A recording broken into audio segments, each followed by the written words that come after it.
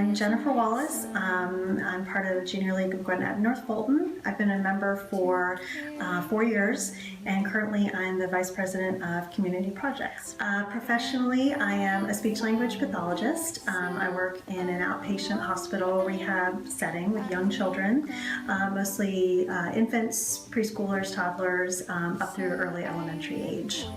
Working with young children, we talk a lot about praise and when to give feedback to kids and when to praise them.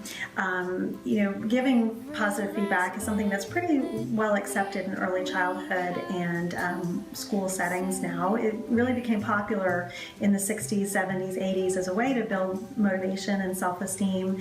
But more recently, there's been some talk about being careful about praise and how you praise kids, which seems a little counterintuitive to most people. So one problem in particular that researchers have been finding impacts girls is kind of a conundrum of person praise versus process praise they found.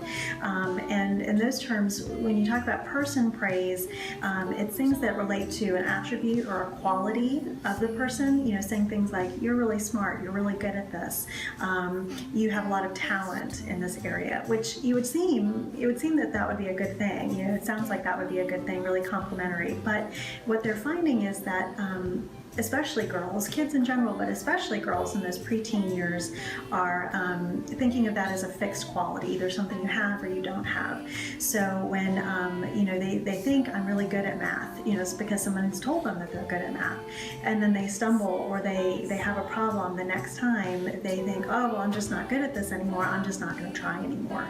And so the recommendation now is to really focus on the process or process praise, which is more about the effort, the behavior, the work that you put in.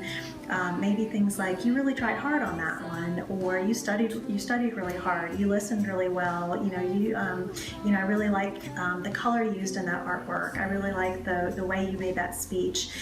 So really being specific about what you like about it, and not about the person itself, but about their effort and their work. And they're finding that when girls especially hear that, they are more likely to try the next time, they're more likely to persevere. And researchers have also found that that's inherently the praise that we give to boys, and why boys tend to take on more challenges. And if we directed more of our praise that way towards girls in that age group, they might be more likely to take on those challenges in areas that they don't feel as confident in. So, since I've read some of this research and some of these recommendations, I've really tried to put this into practice in my work, the young kids that I work with. And it's hard to do. I find myself all the time still saying things like, good job, or you're really good at this. But, I think it helps just to think about it and just to keep it in mind. With the young kids I work with, I try to, increase the amount of times I say, oh, you really listened right there. I really like the way that you thought about that carefully, and try to give specific praise like that. I think it comes across as more genuine, whether you're a parent or a teacher or a coach or just a friend of a young child. It comes across as more genuine, and I think ultimately that helps to build their internal motivation and not create just a child who's just looking for the praise or the reward or the pat on the back. That they're really building that internal motivation, which is ultimately what we want for kids.